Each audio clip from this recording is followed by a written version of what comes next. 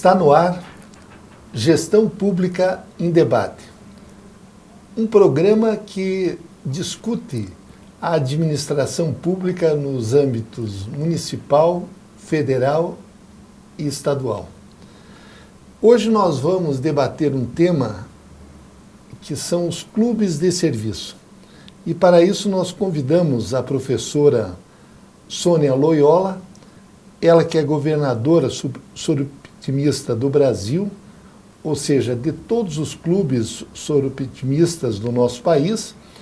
E eu quero agradecer muito, professora Sônia, a sua presença nesse programa, porque esse é um movimento já de muitas décadas e que ainda é um pouco desconhecido no nosso país. Eu gostaria que a senhora começasse nos explicando como surgiu os clubes soroptimistas e qual é a finalidade desses clubes. Enfim, que a senhora nos apresentasse esse movimento de mulheres que está no mundo todo e que a senhora preside, podemos assim dizer, como governadora no nosso país. Inicialmente, meu bom dia e o agradecimento por poder falar do sorotimista e divulgar o sorotimista. Porque é claro que a divulgação hoje, marketing, custa muito caro e com certeza nós usamos esse dinheiro para os nossos programas para auxiliar mulheres e meninas. Então, mais uma vez, o meu muito obrigado. Agora, o Clube Soroptimista, ele surgiu aonde? Bom, o Clube Soroptimista, o primeiro, ele surgiu em 1921, na Califórnia, em Oakland. É bem interessante. Naquela época, vocês imaginem que mulheres avançadas, em 1921, na verdade, ela queria participar do Rotary e não era permitido. Não deixaram. Então, ela e mais algumas mulheres abriram o Clube Soroptimista, que soro é uma palavra latina, que significa irmã, ótima, melhor. Então, seria o melhor para mulheres. E, desde aquela época, o foco seria melhorar a qualidade de vida de mulheres e meninas.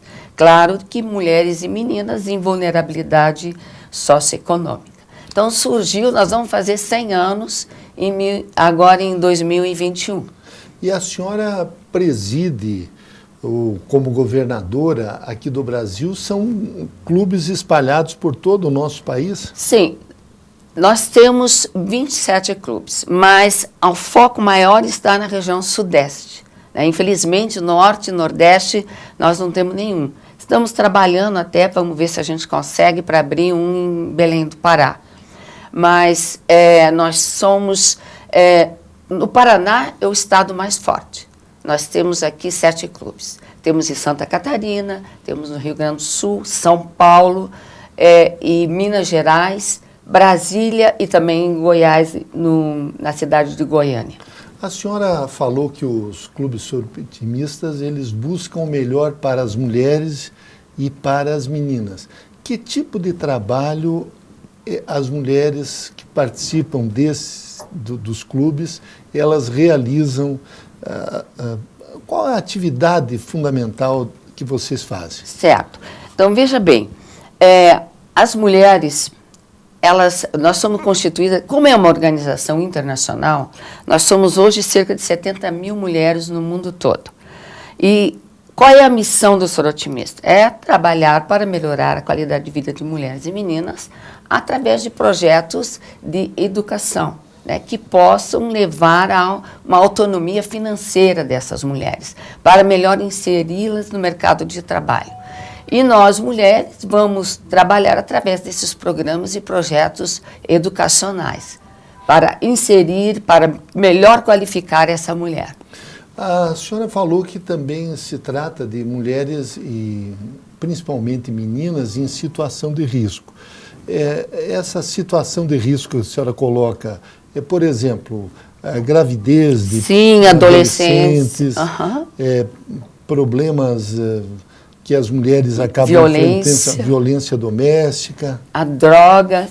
Então, vejam bem, nessas situações de vulnerabilidade, geralmente mais na periferia da cidade, e são essas mulheres e meninas o nosso foco. Nós temos 2 grandes programas. O Viva o Seu Sonho, projeto educacional que vai favorecer, possibilitar a mulher que ela ou termine seu curso técnico, seu curso superior, e o Sonho Realize, que é voltado para as meninas de 14 a 18 anos.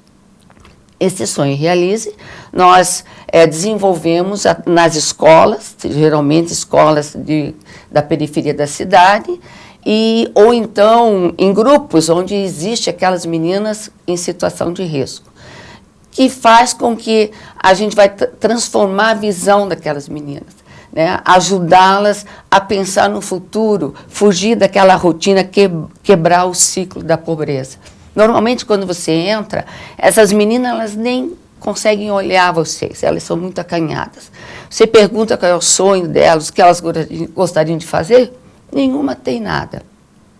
A não ser aquela continuidade, ou é diarista, sabe? Aquele dia a dia que ela convive. Então, na hora que você entra com aquele programa, elas, no final do programa, elas passam a sonhar e ter perspectivas de um futuro e saber que não é impossível. Elas ter persistência que elas vão conseguir. É claro que também há uma mentoria do clube em relação a essas meninas e toda uma assistência psicológica também.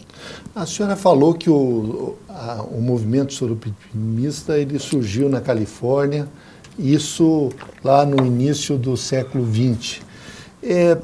E se posicionou até porque as mulheres não poderiam participar de clubes de Rotary. Uhum.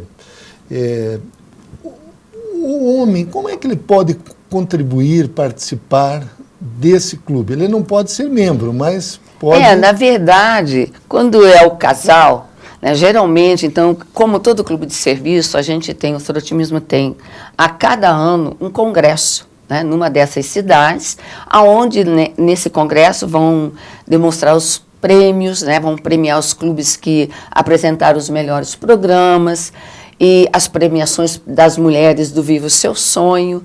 E os maridos, geralmente, eles colaboram e participam, então a gente chama de Mr. Sorotimista. Mas, na verdade, a associada mesmo é a mulher. A direção do clube sempre dirigido pelas mulheres. Pelas mulheres. Todos os clubes são dirigidos pelas mulheres. A senhora falou do Rotary, também o Lions, são clubes de serviço que têm as suas fundações e eles participam, as fundações contribuem com programas no mundo todo, em várias áreas. Por exemplo, o Rotary tem um movimento grande na área de combate a vários tipos de doença, da mesma forma o Lions. O Sorotimista tem também uma fundação que desenvolve os programas ou são os clubes por conta própria que fazem esses projetos? Tá, então deixa eu deixar bem claro. Então, como nós somos 70 mil mulheres no mundo, como é que ele está estruturado? A gente tem o Head Office, o Sorotimista Internacional, só que nós vamos ter 4 federações. A Federação das Américas, a qual o Brasil pertence, a Federação da Europa, a Federação da Grã-Bretanha e Irlanda e das Ilhas do Sudeste do Pacífico, né, que vai abranger, então, os países e os clubes de cada região. O Brasil pertence à Federação das Américas. Bom, e aí o foco é capacitar mulheres e meninas. Bom, cada federação vai trabalhar voltada para certos programas. Claro que o ESI, a cada 2 anos, muda a presidência, que há um rodízio entre essas federações, né? E quando ela entra, ela tem os programas internacionais que todos os clubes sorotimistas ajudam também. E no das Américas, o foco são esses programas sonhos, né? Que envolve a nossa missão, a nossa visão, que é que mulheres e meninas devem ter recursos e oportunidades para atingir seu pleno potencial e vivenciar seus sonhos. E a região, ela vai ter o foco, vai ter que desenvolver os programas da federação, e dentre eles continuam mesmo, que é o Viva o Seu Sonho, o Sonho Realize, e os programas típicos da região Brasil, e os clubes, além desses, cada clube desenvolve os seus programas bem de acordo com as necessidades das suas comunidades, mas sempre focando em educação e focando a mulheres e meninas. Então, na verdade, o grande foco é mulheres, meninas e capacitação. Nós não temos uma fundação, quer dizer que todos acabam colaborando, desde a base do clube, da região e da federação. Certo. Não temos essa fundação, que eu sei que a de vocês é bem forte e rica, nós não temos isso. Não, mas estou achando muito importante esse nosso diálogo aqui, essa nossa entrevista, uma vez que há um envolvimento, digamos, das mulheres em contribuir para a própria emancipação da mulher, porque quando, a senhora bem lembrou, quando esse movimento começou na década de 20, havia uma dificuldade, poucas mulheres estavam no mercado de trabalho. No Brasil mesmo, as mulheres só vieram ter direito ao voto em 1932 com o Getúlio Vargas. É verdade. Na Inglaterra, teve mulheres que inclusive morreram lutando pelo direito do voto. E então, mas quem pode participar? Que tipo de mulher pode participar? Mulher solteira, mulher casada, sim, qualquer tipo de mulher? Claro, qualquer mulher, porque veja bem, quem são as sorotimistas? São mulheres profissionais e de negócios que de diferentes raças, etnias, que se você pensar em termos do mundo inteiro, nós temos na África, na Ásia, a Ásia é muito forte o movimento, e que doam o seu melhor. O que é o seu melhor? Suas habilidades, sua técnica, conhecimento, para que outras mulheres possam vir a vivenciar também o seu melhor. Então, não importa. O que importa é que, veja bem, também é importante destacar, nós não temos vínculos nenhum com o governo, nenhuma ajuda de governo nenhum. Ela é autofinanciada pelas suas próprias associadas. Então, na verdade, quando ela entra no clube sorotimista, ela vai pagar uma taxinha que essa taxa vai acabar financiando e pagando com a per capita que você passa para a Federação das Américas, a da região Brasil, que é bem pequena, e depois o próprio clube, porque ele vai ter certos pilares de programas, de associadas, de arrecadação, né, e divulgação. A arrecadação, então, fazem eventos, participam de risotos solidários, fazem bingos. O brasileiro é bastante criativo, né? A brasileira e o brasileiro de uma forma geral. Arrecado, tem essa caixa e vão gerenciando esse dinheiro. Então, não fica muito caro.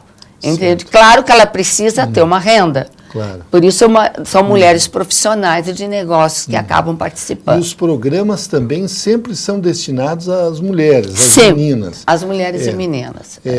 Digamos, programas já tem um foco. Sim. O foco sempre é claro, esse. Mas aí a criatividade dos programas, por exemplo, na federação, veja bem como é bem interessante. Além dos programas Sonhos, nós temos subsídios de clube sorotimista. Então, você escreve um programa, manda para a federação e há um retorno, daí a gente recebe os dólares para desenvolver esse programa. Então, esse ano, o Brasil foi o que mais recebeu dinheiro da nossa federação. Você veja bem que da competência e da criatividade da brasileira. Todos aplicados em programas educacionais. Então, por exemplo, um bem interessante é Gestando Sonhos. É atender aquela adolescente que está grávida, que abandona a escola. Né? Então, esse programa foi bem focado nessas meninas. Foi um programa do SI Rio Negro, que é um clube muito bom do sorotimismo aqui no Paraná. E assim teve vários que receberam em dólares para poder executar esses programas. Esse ano nós tivemos do programa Vive o Seu Sonho, uma vencedora que recebeu $15 mil para terminar a sua faculdade.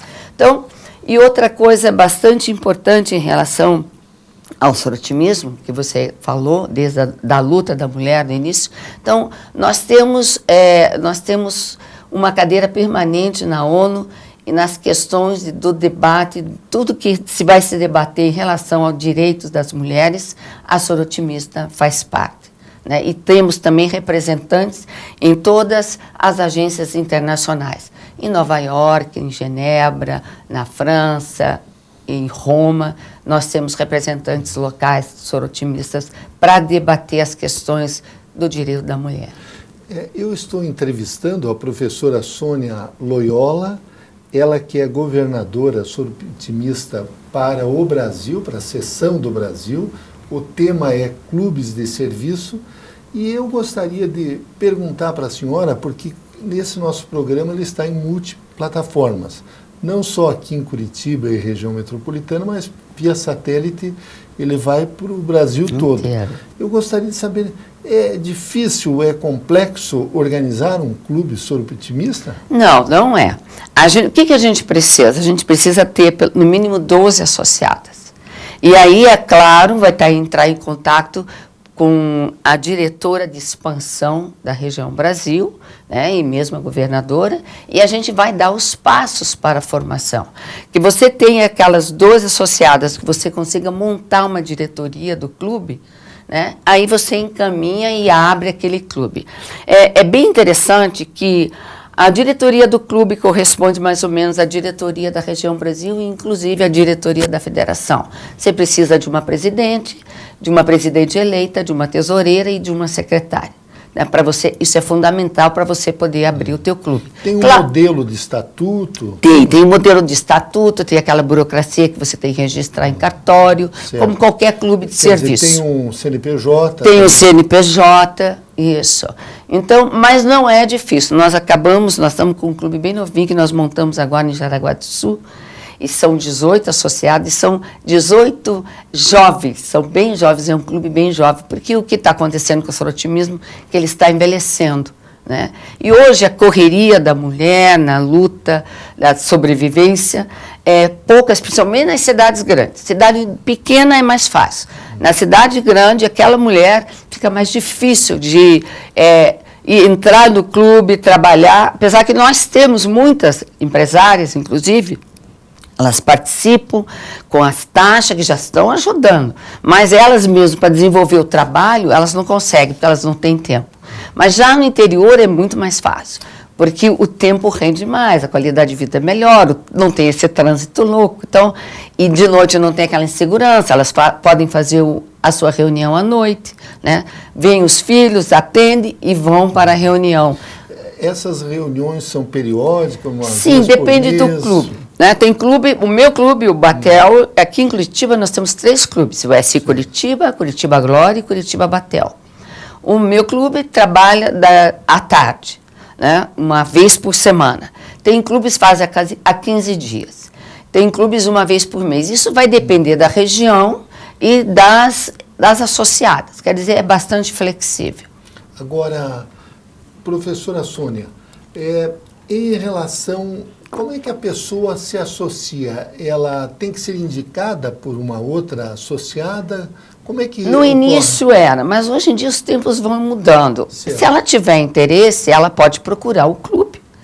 E daí ela vai conversar e mostrar o interesse dela. Geralmente isso acontece hoje em dia mais fácil pela website. Então, nós temos o website www.sorotimistas.org.br. Então, nessa website, tem todas as regiões, né, os estados que têm clube, e o interesse da pessoa em contactar algum clube. Então, se ela, por exemplo, aqui mora em Curitiba e quer saber, então ela entra em contato, e aí marca uma reunião e pode participar, é claro. Vai depender do interesse dela, e é claro que isso ela vai conversar numa reunião, conhecer as outras sorotimistas. Pode ter até um período de adaptação para ver se é isso mesmo que ela quer. Então, vai variar de acordo com o clube. Como a senhora disse, então, para organizar um clube é o mínimo de 12 mulheres que se reúnem e seguem todos aqueles trâmites. Aqueles trâmites legais que a gente tem na nossa... Vocês também estão nas redes sociais? No Facebook, no Instagram e na website. Então, outro dia, por exemplo, e coincidiu que eu estava em São Paulo, uma paulista pelo website, daí ela foi para o clube do SI São Paulo. Né? Então, hoje em dia, essa mídia ajuda muito, essas mídias sociais. Sim. Eu gostaria, professora Sônia, Tem alguma coisa que eu não perguntei para a senhora, que a senhora gostaria de dizer, uma mensagem para as pessoas que estão nos acompanhando? Porque eu conheço já há mais de 30 anos o movimento soropitimista e eu acho muito importante o trabalho que vocês prestam à comunidade como um clube de serviço. Teria alguma coisa que a senhora gostaria de acrescentar? Não, é só dizer da satisfação que a gente sente ao realizar esse trabalho solidário, né? E que você vê que você faz a sua parte, né? A gente não só pode criticar, eu digo até assim, que a sorotimista até pode criticar com razão esses descalabros que a gente vem presenciando no Brasil, do poder público, porque a gente faz a nossa parte. A gente não fica estática só criticando. Sim. Nós estamos fazendo a nossa parte para ter uma vida melhor, né? Oportunizar mulheres que ainda não tiveram essa chance, oportunizar o estudo, ela melhor se instrumentalizar para o serviço. E uma coisa muito importante, quando você atende a mulher, você está atendendo a família. Ou seja, você está construindo os pilares de uma sociedade mais justa, porque a mulher, ela tem essa preocupação, não só com ela. Às vezes, a gente vê na nossa lida, que, principalmente nesses programas Vive o Seu Sonho, às vezes mulheres que sofrem violência, mas elas resistem, elas são resilientes e querem vencer. Normalmente, às vezes, estão com os filhos e, às vezes, até com os pais. Tudo ao seu encargo. Então, é válido, eu acho que ainda é muito válido, apesar de todo o avanço que a mulher já conquistou, né, desde o século passado até hoje, mas ela ainda sofre e enfrenta obstáculos exclusivamente pela questão de gênero. Então, é muito importante esse trabalho que a gente faz ainda voltado para mulheres e meninas. E outra coisa, trabalhamos muito em relação ao combate à violência doméstica, na violência de uma forma geral. Hoje a gente vê as taxas de feminicídio como cresceram, né, no nosso estado também. Né, infelizmente, né, você vê, apesar de todo o avanço tecnológico, o homem moralmente ainda está um pouquinho, eu acho que até pior que a Idade da Pedra, porque hoje, com todo o conhecimento, exatamente, a gente enfrenta isso. Outra coisa importante que a gente também trabalha, que é campo de trabalho, é o tráfico de mulheres e meninas, que também é uma coisa muito triste que ainda acontece. E nesses programas Sonhe e Realize, a gente sempre aborda essas questões, que é para abrir os olhos dessas meninas, porque às vezes elas vão pensando que vão conseguir um belo emprego e são iludidas e às vezes escravizadas. Então, vale a pena, eu vou dizer a verdade, vale a pena ser sorotimista, ajudando mulheres e meninas, materializando sonhos de mulheres e meninas. Você deve estar perguntando, o nome do nosso programa é Gestão Pública em Debate. E por que nós trouxemos esse tema, Clubes de Serviço, especificamente entrevistando a governadora soropitimista para o Brasil, a professora Sônia Loyola? Porque os clubes de serviço, eles prestam um serviço à sociedade. É o terceiro setor, que independe do poder público, mas que tem um papel muito importante na concretização do ideal de uma nação, de um país. Eu deixo a palavra para a senhora fazer as conclusões e dizer que estou muito satisfeito e muito feliz de ouvir esse seu entusiasmo, essa sua vibração, que eu vejo em outras mulheres que pertencem aos clubes soropitistas. Não, eu aqui agradeço a oportunidade de falar um pouquinho sobre o sorotimismo, porque realmente a maioria das pessoas não sabe o que é, e quando fala sorotimista, e é uma palavra mais difícil de falar, que é a latina, complexa, né? É complexa, mas o meu muito obrigado por essa oportunidade.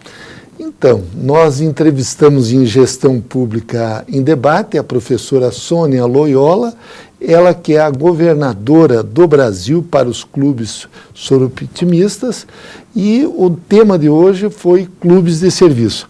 Muito obrigado. Muito obrigada. Foi uma honra tê-lo nesse programa. Obrigada.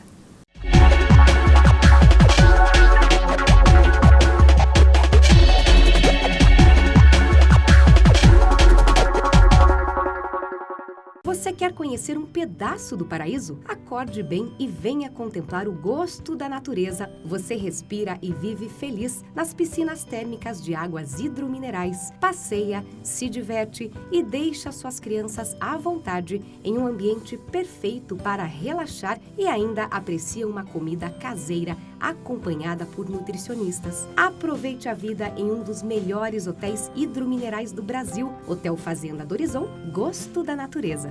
Para pensar. O seu futuro tem preço?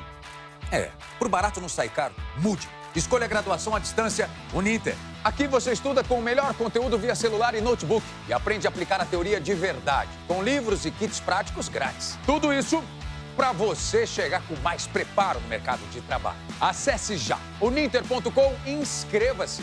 Graduação à distância Uninter. Tá na hora de mudar. Vence a mudança. Uninter.com.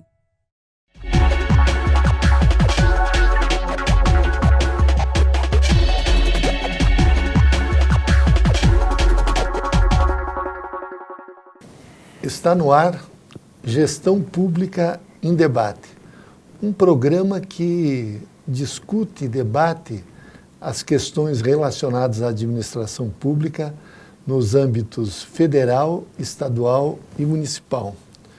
Hoje nós vamos entrevistar o delegado de polícia aposentado, o Dr. Raimundo Nonato Siqueira. Dr. Nonato foi delegado de polícia por 38 anos, ele também atuou na Polícia Militar, ele tem formação como químico e é também paraquedista. Durante 9 anos ele foi o delegado do COP, que é um dos setores estratégicos da Polícia Civil aqui do estado do Paraná e um grupo operacional que combate efetivamente o crime no momento em que ele está acontecendo. Também o Dr. Nonato Siqueira, ele foi diretor de segurança da Itaipu Binacional e hoje ele coordena o setor de inteligência corporativa da Uninter Educacional, do Grupo Uninter.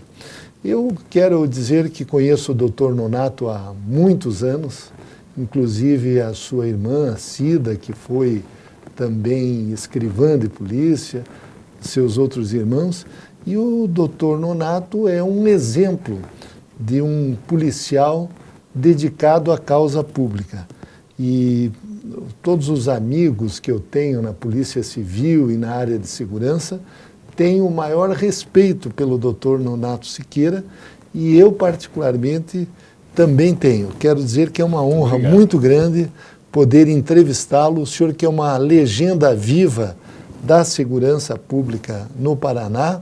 Hoje nós vamos falar um pouco de segurança corporativa, mas eu gostaria que o senhor também, doutor Nonato, abordasse como é que surgiu essa sua vocação de trabalhar na área de segurança como policial, primeiro policial militar, depois como escrivão e posteriormente como delegado de polícia, onde o senhor tem uma carreira respeitada até hoje por seus colegas de corporação. Por favor, doutor Nonato. Muito obrigado, é uma honra, um prazer, professor Jorge, estar aqui ao seu lado fazendo... Então aqui nós íamos trocar em uma série de confete, mas não é confete, é uma constatação da realidade, porque nós nos conhecemos há muitos anos, nós ainda éramos cabeludos. Hoje professor, o Peters teve que passar um pó aqui para tirar o brilho das nossas carecas, né? Então, começamos. O professor Jorge tem uma bagagem muito grande, mas muito grande, porque ainda buscava as notícias quando era aquela chamada de foquinha, né? Que era desde do IML, as delegacias, noite, passando, e quantas vezes nós tivemos ali trocando informações, o senhor colhendo as coisas para dar notícia para aquela coisa. Então eu acompanho a sua labuta, a sua luta, a sua perseguição no dia a dia das coisas, e uma caminhada maravilhosa que o senhor fez, né? que lhe tornou assim, olha, 30 anos aproximadamente como vereador, é preciso ter cancha. Então isso lhe deu uma bagagem, uma qualidade, suplente de senador, se arvorou aí, ser candidato a governador do estado, mas mercê de suas qualificações.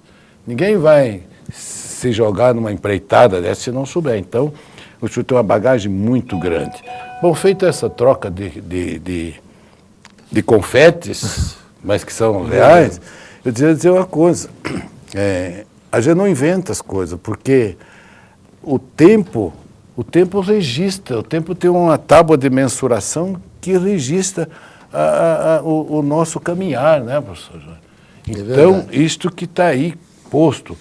E eu, sinceramente, lhe admiro muito. Lhe admiro, sabe por quê?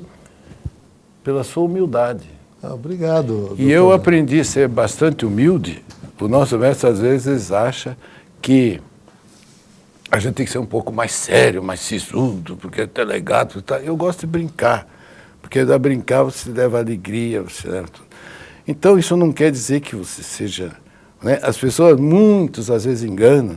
Não é? Eu dei muita aula aí no interior, Foz do Iguaçu, Londrina e tal, nas faculdades, e própria na Escola Superior de Polícia, há muito tempo, né? Os cursos difíceis, cursos pesados, de ação policial, curso de toxicologia, né? Ensinando origens, causas e efeitos das drogas, e mesmo investigação, que é uma coisa que não se ensina. Investigação a gente aprende muito mais com as esposas em casa.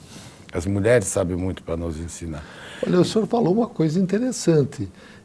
Investigação não se ensina, se aprende na prática, é isso que o senhor quis dizer? Olha, a primeira coisa, professor, é o seguinte, há que se ter uma vocação para a coisa, porque você tem que aprender olhar e ver. Muita gente olha e não enxerga, não vê o que está vendo. O que está acontecendo? Eu fiz muito teste com alunos, eu dizia, você vai na outra sala e veja o que tem lá. Tem uma sala com as cadeiras, quadro negro, tá lá. Ele ia lá e dizia, voltar, professor, não tem nada. Mandava outro aluno ir lá, veja naquela sala. Não tem nada. E tinha algum que dizia, só tem uma mesa e as carteiras. Então ele viu alguma coisa. Uhum. Então eu digo que investigação assim é um quadro, uma paisagem. Um quadro, né, de pintura. O senhor divide o quadro em 4, é fácil de... Divide em 10 também é fácil, mas se divide em 100 pedacinhos, ainda fazer umas curvinhas, umas coisas, que o inglês chama de puzzle, você procura de achar aquilo lá, encaixar as pedras. Então eu sempre ensinei, quando pude, que investigação é isso, você encaixar as pedras. Primeiro você vai pelas cores, as cores, mas tem lá no final uma cor que não encaixa. Não é? Então tem que encaixar as coisas. Aí são as investigações dos grandes crimes que estão aí. As pessoas, às vezes, não conseguem encaixar, porque não sabem procurar, porque não olharam, porque não tem aquele tino da coisa, porque tem que ter, além da vocação, a vontade. Então, eu digo assim, para investigar precisa de 3 coisas. Primeiro, conhecimento. Segundo, a determinação. Né? A determinação. E terceiro, a vontade de fazer. Não adianta você saber fazer e não querer fazer. Não adianta saber querer fazer e quando que você... Amanhã, depois... Então, é muito sério as coisas. Quando o senhor coloca conhecimento, doutor Nonato, o senhor fala o conhecimento do processo ou o conhecimento daquela realidade? Bom, são 2 partes, né, professor? O senhor sabe que tem a teoria e a prática. Evidentemente que para conhecer você tem que buscar, tem que estudar. Tudo é assim. Sem um estudo você não chega a lugar nenhum. E desenvolver a prática. As pessoas, às vezes, têm a teoria, mas não desenvolvem a prática, porque não gostam. E até porque não tem o elan, não tem o feeling, não tem aquela determinação, aquela vontade. E, às vezes, é até próprio da personalidade de cada um, da vontade de fazer. Então, eu, enquanto delegado, durante todo esse tempo, tive a oportunidade de ser daqueles administrativos, como nós tivemos delegados aí, fabulosos, eles faziam curso de juiz só para passar e veio não querer subir lá. Viu, está aí Almir Chagas Vilela, Hamilton Soares Canfield, né, até conhecido como Lorde. São uns administrativos de altíssima qualidade. E tinha que ter aqueles burros de carga, como eu sempre fui, gostar da rua, de campo, como o senhor sempre foi, né, a noite toda buscando a notícia e tal, para levar naquela coisa. Então eu digo assim, eu sempre fui um operacional. em todos os lugares, em que pese, às vezes eu tinha no COP, 6, 8 delegados lá, não digo subordinados, outros colegas, mas quando eu era chefe do COP, mas eu sempre fiz questão de sair. Em todas as diligências que pude sair, tudo eu saía. E sempre fui um eterno aprendiz, porque hoje eu estou mesmo aposentado, mas ainda sou um tira, me considero um tira. A União da Polícia Civil, os tira aí sabem disso, que eu estou com eles direto. Aliás, eu até sou presidente do Conselho Deliberativo da União da Polícia Civil, até hoje. E eu peço para sair, eles não querem que saia, como o Vida está lá, o presidente, a gente faz grandes trabalhos. A União da Polícia Civil é hoje a mais próspera no país. O patrimônio que nós temos, você lembra do Togidalto, é o patrimônio que nós temos aí na praia, sede própria que nós temos aqui em pleno centro da cidade, nosso clube de campo, é espetacular, com piscina, com tudo para a família. Não? Quer dizer, então, ninguém fala que roubaram ali, teve desvio, teve isso, não. Então, com seriedade, o trabalho sério que Aliás, nós eu quero fazer uma parte que há mais de 20 anos eu sou sempre o jornalista responsável da revista lá da Polícia Civil. Sim, com certeza, a gente conhece isso. Então, professor, agora, quando nós, na Itaipu, também nós desenvolvemos um trabalho, porque em 1992, a Itaipu deixou da área de construção para produção. E aí a gente teve o privilégio de ser escolhido, requisitado pelo governo federal, presidente da República, para desenvolver aquele trabalho lá de modificação. Não é? E é um trabalho, mercê dessa que eu digo, que eu louvo sempre a humildade e o conhecimento que tem que ser, na nossa época acabaram as greves. São 4 sindicatos paraguaios e 4 brasileiros, greves e greves e greves, greves. Então, sabe como é que a gente terminou a greve lá? Fazia 2 meses, nem 3 meses fazia que estava lá, e eu cheguei um dia, a greve vai ter aí, o pessoal tudo pegando os chamados direitos humanos, os cacetetes desse tamanho, tal, para ir para lá, não pode deixar no lugar. Nós não vamos, que são todos irmãos, filho da mesma viúva, como é que não precisa? E o pessoal disse, acho que esse neguinho aí, ele que vai lá para frente. E eu fui para frente. Conversar com o pessoal lá, com aqueles, porque o pessoal de greve, assim, eles gostam de ser os policiais, que ficar no portão, você passa, você não, você passa, e tem aquele que fica ali, esse pode, esse não. Então você entra naquele clima deles, pode fazer isso, mas faz assim, deixa passar os médicos só da geração, enfermeiros aqui, e vamos aqui, rapaziada, vamos, eu fico junto com você. E o pessoal chamando, porque a gente que é diretor, é gerente, é chefe, sabe? Nesses sindicatos aí a gente passa por pelego. Eu nem sabia bem o que era o pelego, mas pelego. E os próprios que estavam ali passam a defender a gente. Então isso aí fez com que a gente criasse um clima, e um clima salutar, e que acabou. A greve na Itaipu, isso aí. Não pelo meu mérito, mas uma campanha que fizemos. Outro dia, doutor Nonato, eu encontrei uma pessoa lá de Foz do Iguaçu, e daí eu comentei, falei não sei o que, numa conversa, falei do seu nome. Ele disse, o Nonato Siqueira, o melhor delegado que Foz do Iguaçu teve. O senhor enfrentou muitos problemas lá em Foz, né? Quantos anos o senhor atuou lá? Porque lá é uma região crítica da área de segurança. Foz do Iguaçu, a gente foi para lá quando era difícil. Até nós éramos em 2 delegados somente, e eu era operacional, e o doutor Frederico Alfredo Pedroni era titular, mas a região, toda a fronteira, tinha um chefe, um chefão, que era chefe do contrabando, um chefe de tudo da fronteira ali, até por ter sido militar, era um elemento que dominava tudo, pagava tudo no dinheiro, quadrilhas, tinha pistoleiro de aluguel, tinha tudo. Daí eu tinha 2 situações naquela época. Ou você compartilhar com aquele mando do famoso Sargento Reis, do rei da fronteira, ou de um lado ou de outro. Então eu, como tenho um amigo, sempre tive um amigo, eu tenho um amigo inseparável, que chama Jesus Cristo, e eu converso muito com ele. De forma que os méritos assim eu não avoco para mim, mas eu avoco pela bênção de Deus que sempre me protegeu nesses momentos. Eu disse, não, eu não vou. As tentações como eu, policial negro e pobre, e químico, e quando eu me formei em química eu tive que defender tese, fui para a Brahma, fazer, veja que ironia do destino, sem nunca ter ingerido uma bebida alcoólica. Eu acho que não chupei nem bala de licor. Então as pessoas enganavam, é negro, pobre, tá, deve ser corrupto e cachaceiro. Não é? E aí não tá. Bebe, eu nunca bebi na minha vida. Que o doutor Nonato, ele não põe uma gota, nem uma cervejinha, nem um vinho. Não, nem vinho, nem nada. E o senhor faz um vinho muito bom, de altíssima qualidade. Né? Que eu estou aprendendo. Que eu vejo falar, mas não experimentei. De forma que aquela situação, olha, eu sempre tenho que invocar, às vezes a pessoa diz, você é dessa religião? Não, nem vou à igreja nenhuma, não tem igreja. Minha igreja é meu ofício, né?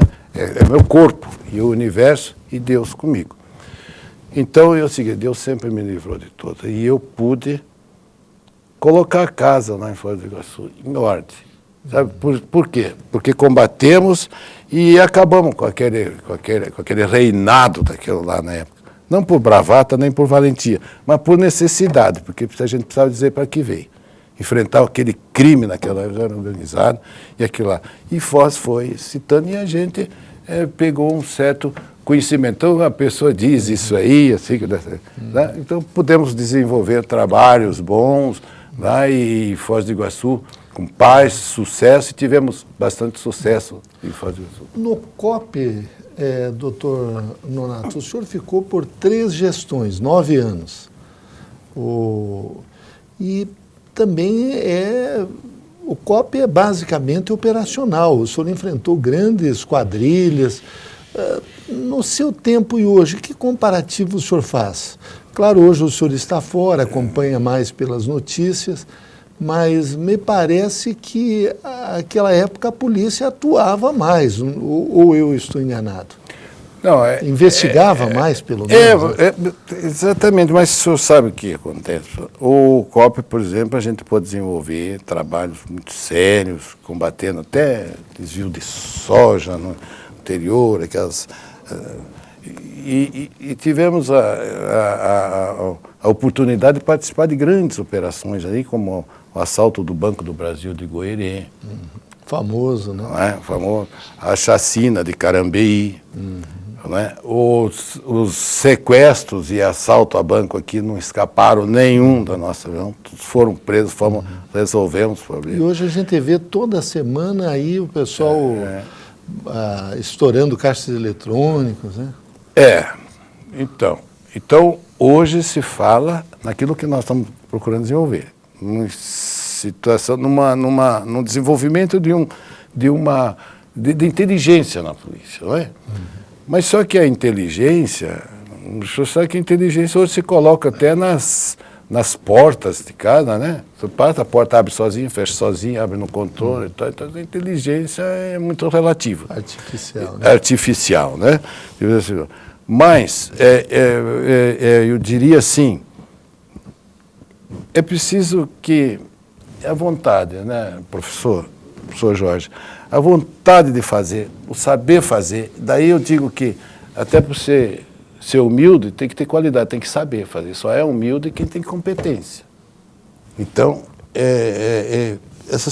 eu acho que a gente tem que, eu não gosto da palavra acho, mas acredito, creio, penso assim, que você tem que ter determinação, conhecer, sabe? Então a gente estuda na escola de polícia, né? ganha um distintivo, qualidade, a arma, e recebe para isso, estuda e se prepara. A gente ainda faz cursos mais, como a pós-graduação de criminologia na Universidade Federal, vai estudando e vai vendo. Então, depois, precisa colocar isso em parte. Agora, é muito tênue a linha do certo e errado. do bem e do mal. E a escolha é nossa, né? Que Deus nos deu a vida, e com a vida o livre-arbítrio, o pensamento, aquilo para a gente decidir. Eu procurei decidir por uma linha, ser um policial, porque eu gosto. A vida, se eu tivesse de voltar de novo, eu voltaria para ser policial e fazer. Mas foi muito difícil, por quê? Porque eu, até uma certa ocasião, eu disse, quando investiguei a morte do jornalista Antônio Heleno, em Cascavel, disse assim, olha, pensando de madrugada, no quarto do hotel, disse assim, são malgrados os esforços, como é difícil, aqueles que tentam pôr a justiça diante dos bandidos de alto poder financeiro. É muito difícil, porque o oferecimento, a tentação é muito grande, professor Jorge, é muito dinheiro nisso aí, é muito dinheiro. Então é difícil. Daí eu digo, só por uma magnitude de espírito, porque a gente passa a ser, investigando, você passa a ser investigado. São quantos delegados que como é que você investigou, por que fez, que a gente que você é violento, já fez isso, um monte de coisa. E hoje não escapa dessa situação também que nós vemos no nosso país, dificuldade. Aí nós temos que ter muito cuidado, temos que ter, sobretudo, a fé em Deus para ver para o nosso país caminhar numa...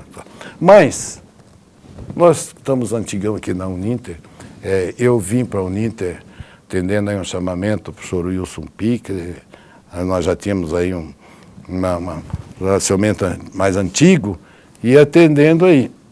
E ele me convidou para eu cuidar dessa parte.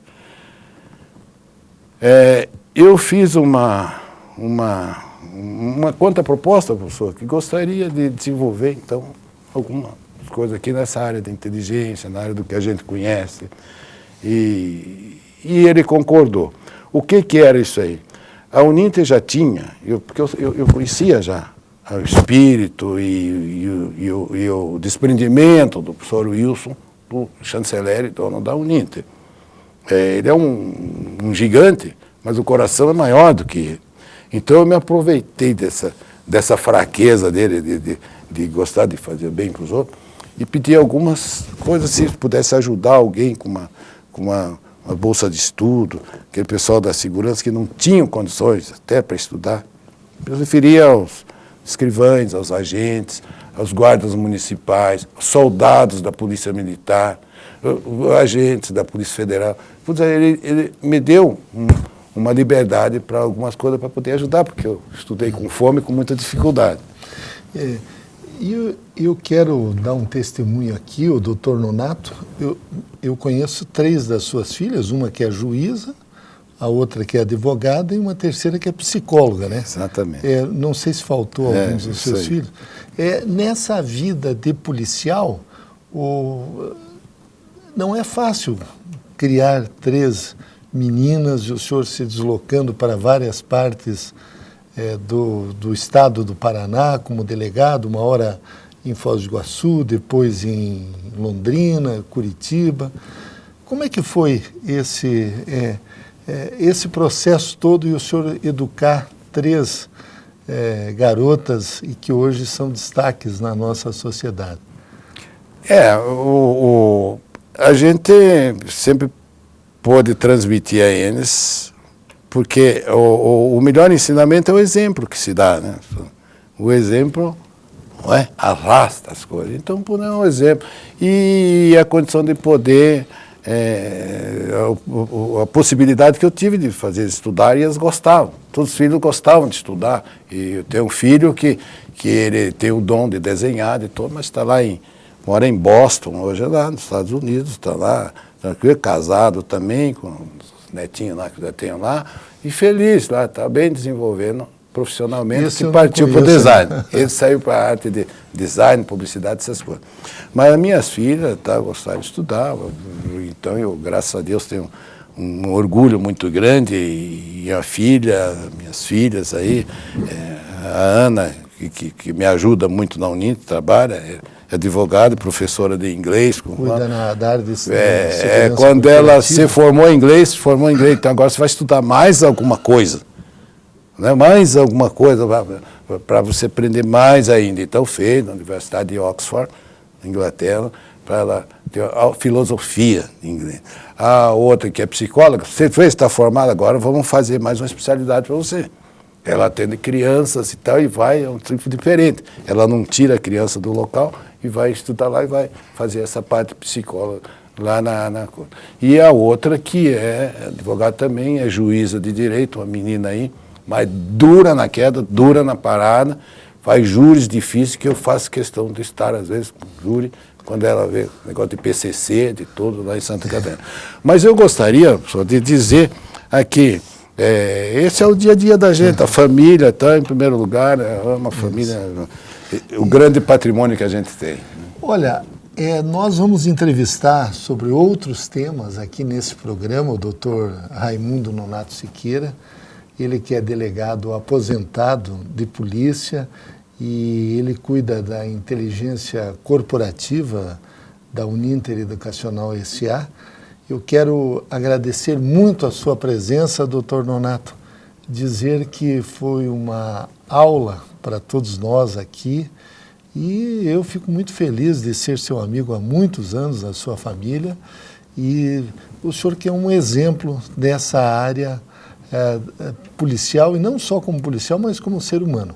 Muito obrigado, foi uma honra tê-lo aqui no nosso programa Gestão Pública em Debate. Professor Jorge, na verdade, o que era para nós falar, nós nem falávamos. Vamos ter que fazer outro programa. Mas aliás, eu aqui agradeço. Eu não fiz nenhuma pergunta que está aqui. Eu não agradeço, mas se soubesse, nós podemos falar hoje com felicidade, com a alegria que nós temos, de ter deixado a Uninter no ponto que está hoje. É o que tem uma coordenação de segurança universitária única no país, que tinha que série nós estamos encravados em pontos aí difíceis da cidade, nevrálgico, né? E acabou, nós tínhamos um de 90% no nosso entorno de assalto, de roubo, de perseguição. Hoje está zerado nos nossos locais aí. Nós temos 10 mil pessoas aqui, entre colaboradores e alunos, no centro da cidade, e é uma harmonia espetacular. Nós temos os prédios, que 11 polos aqui que são cuidados e tal. E a próxima, nós vamos falar do que é esse gigante, que é essa Uninter, que nós temos 260 mil alunos espalhados por esse Brasil afora, e como o professor Jorge, como testemunha, tem que dar. Nós não estamos só aqui, nós viajamos. Outro dia estivemos em Cuiabá, o professor foi, ele vai abrir caminho, depois eu vou, depois resolvemos, e dizer que nós atacamos os problemas de frente, né? A melhor defesa, que eu digo, é o ataque. Nós atacamos de frente, seja qual for, às vezes temos um problema de falsificação, de engano, de coisas, né? Nesse emaranhado, nesse mundo que nós estamos. E o professor Jorge, como vice-reitor, ele não deixa o chapéu no cabide, não. Ele vai na frente e estamos juntos, e por isso que nós estamos tendo esse êxito que temos. O prazer foi muito meu, é uma honra estar aqui, professor Jorge. Muito obrigado, doutor Nonato. Foi um prazer enorme tê-lo em Gestão Pública em Debate.